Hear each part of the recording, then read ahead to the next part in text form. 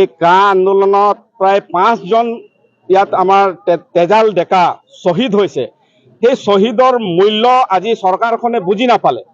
আজি এই শ্বহীদৰ মূল্য তেখেতসকলে বুজি নোপোৱাৰ এটাই কাৰণ যে তেখেতসকল অকল গাদীৰ সুৰক্ষাৰ কাৰণেহে এনেধৰণৰ আইনখন জাপি দিব বিচাৰিছে। আজি এটা কথা আমি ক'বলৈ গ'লে আজি অসমক বাদ দি কিনে যিবা অৰুণাচল ৰাজ্য আছে বা মণিপুৰ ৰাজ্য আছে তাততো কা আইনখন তাত আপোনাৰ বলবৎ হোৱা নাই।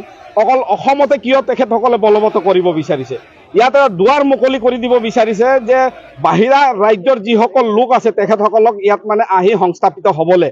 গতিকে ইয়াত মই এটা কথা ক'ব বিচাৰিছোঁ যে চাহ জনগোষ্ঠী যিসকল আমাৰ লোক আছে তেখেতসকলৰ মূল যিবিলাক দাবী আছে, জ্বলন্ত সমস্যাবিলাক আছে, কোনো এখন চৰকাৰে বৰ্তমান নেতৃত্বাধীন বিজেপি চৰকাৰখনো দূৰ কৰিব পৰা নাই।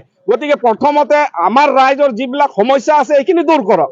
তাৰ পিছত ইয়াত কা নিচিনা যি আইন তেখেতসকলে বলবৎ কৰিব বিচাৰিছে এই আইন বলবৎ কৰিবলৈ কেতিয়াও দিয়া নহ'ব।